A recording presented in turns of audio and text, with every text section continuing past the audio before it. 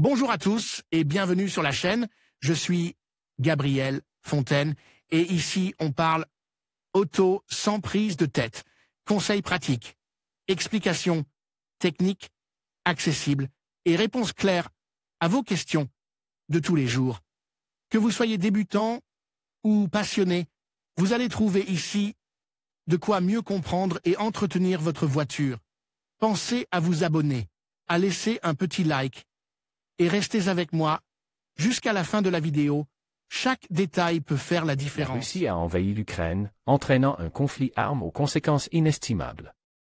Outre le coût humain regrettable et irréparable, cette situation causera de graves dommages économiques à diverses industries, dont beaucoup sont importantes pour l'Europe et plus particulièrement pour l'Espagne. L'un des secteurs les plus touchés à cet égard est l'industrie automobile, car la Russie est un important fournisseur de matières premières et de nombreux constructeurs automobiles ont réalisé des investissements considérables dans cette région de la planète pour construire leurs véhicules à un prix inférieur à celui pratique dans d'autres régions, ce qui leur permet d'obtenir des marges bénéficiaires plus élevées.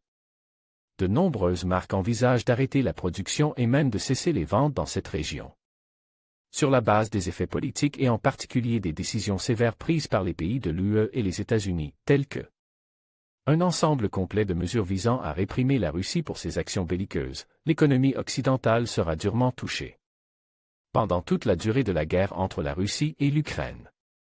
Le poids de l'État russe en tant que fournisseur mondial de matières premières est magnanime. En outre, la Russie absorbe un pourcentage important de la fabrication de certains produits industriels à haute valeur ajoutée, tels que les automobiles, qui sont principalement expédiés vers les principaux marchés du vieux continent. Il en résulte une hausse imminente du prix des voitures et des combustibles fossiles.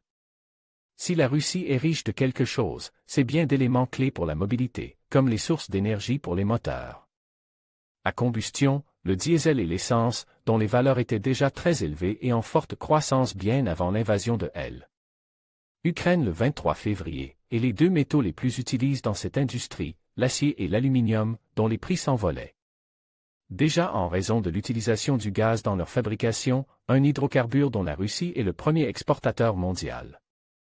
Elle possède également environ 40% des réserves mondiales de palladium et de nickel, des minéraux essentiels, par exemple, pour les pots catalytiques des voitures à moteur thermique et pour les batteries hybrides ou électriques.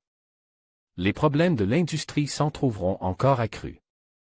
D'autre part, les multinationales de l'automobile telles que Volkswagen, Stellantis, BMW et Renault, qui ont investi massivement en Russie au cours des 2 dernières décennies, réfléchissent à de nouvelles stratégies pour se passer de leur site de production en Russie comme moyen de prévention, de protection et aussi de punition de la nation présidée par Vladimir Poutine.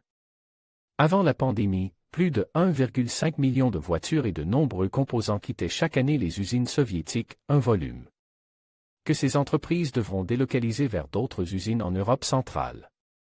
En tout cas, avec leurs actions en Ukraine et leur échec diplomatique, les Russes acceptent implicitement de ne plus être un pôle productif et économique émerge, mais avec des conséquences pour le reste du monde.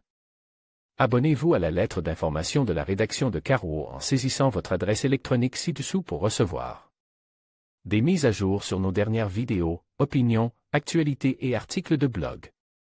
Vous pouvez vous désabonner de ces courriels à tout moment. En vous inscrivant, vous acceptez les conditions générales et notre politique de confidentialité. En conclusion, la guerre entre la Russie et l'Ukraine a des répercussions significatives sur l'industrie automobile mondiale. Les perturbations dans les chaînes d'approvisionnement, l'augmentation des coûts des matières premières et l'incertitude géopolitique compliquent la situation pour de nombreux fabricants. Alors que l'industrie tente de s'adapter à ces défis, il est crucial de surveiller l'évolution de ce conflit et ses impacts à long terme sur le secteur. La résilience et l'innovation seront essentielles pour naviguer dans cette période tumultueuse.